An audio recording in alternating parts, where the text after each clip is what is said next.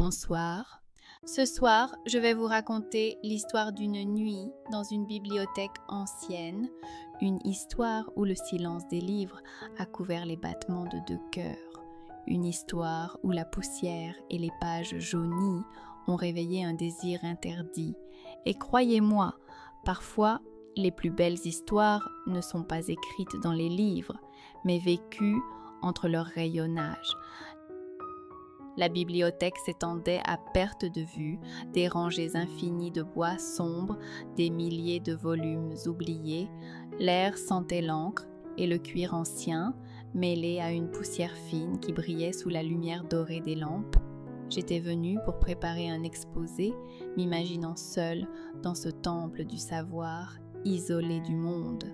Le silence était presque sacré, un silence qui m'apaisait et m'écrasait tout à la fois. Puis j'ai entendu un pas lourd derrière moi, un souffle, une présence. Il était là, entre deux étagères, sa silhouette se découpant dans la pénombre.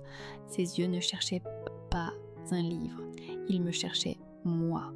Je l'ai compris immédiatement et cette certitude m'a glacée autant qu'elle m'a brûlée.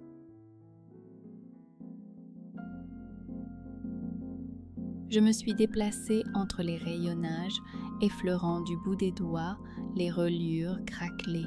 Je savais qu'il me suivait, ses pas calqués sur les miens, sa respiration se mêlant à la mienne. Chaque fois que je m'arrêtais, il s'arrêtait. Chaque fois que je repartais, il reprenait.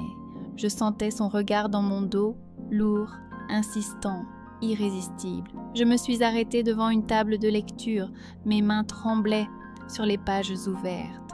Il s'est rapproché, son ombre recouvrant la mienne, son parfum effaçant l'odeur de poussière. Le silence était devenu brûlant, le bois craquait comme sous la tension de nos corps.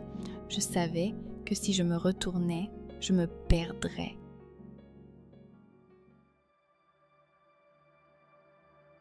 Je me suis levée brusquement, mes yeux ont croisé les siens et tout mon corps s'est figé. Nos visages étaient si proches que j'ai senti son souffle glisser sur mes lèvres. J'étais prête à céder, prête à goûter ce baiser suspendu, à franchir cette ligne invisible. Mais un livre est tombé d'une étagère voisine. Le bruit sec a brisé l'instant. J'ai reculé d'un pas, mon cœur battant à la folie, le désir interrompu brûlant déjà comme une douleur. Il n'a pas bougé, mais son regard me tenait prisonnière, m'interdisant l'oubli. Le baiser n'avait pas eu lieu, et pourtant je l'avais déjà ressenti dans chaque fibre de mon corps.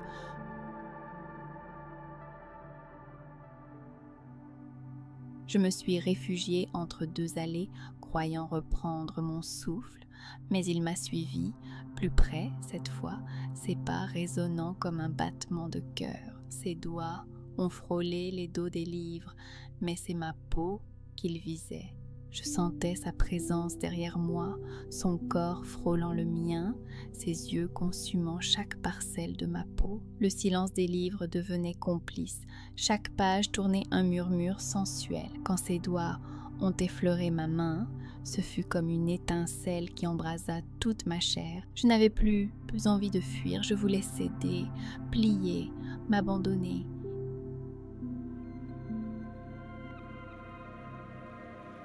Il m'a plaqué doucement contre une étagère, mes mains se sont agrippées au bois rugueux, ses lèvres ont capturé les miennes, profondes, affamées, irrésistibles. Le baiser était brûlant, violent de retenue, une tempête que j'avais attendue trop longtemps.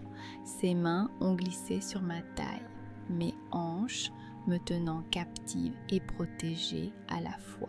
Le bois craquait derrière moi, mais je n'entendais plus rien d'autre que ma propre respiration haletante.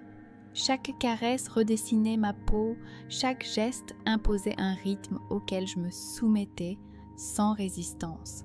Je sentais mon dos frissonner sous la froideur du bois, mes cuisses trembler sous la chaleur de ses mains.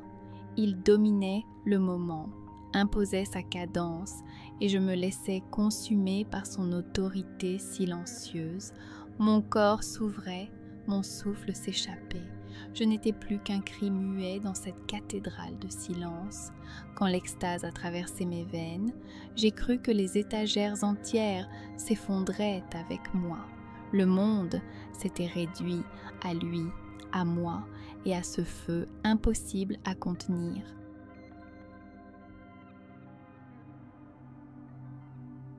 Je suis restée longtemps adossée contre l'étagère, mes mains encore crispées sur le bois.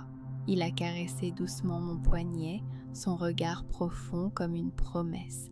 Le silence de la bibliothèque n'était plus pesant, il était complice, témoin de notre secret. Je savais que je ne pourrais plus jamais entrer dans un lieu pareil sans sentir à nouveau sa présence. Ce n'était pas seulement une étreinte, c'était une histoire écrite en moi, indélébile.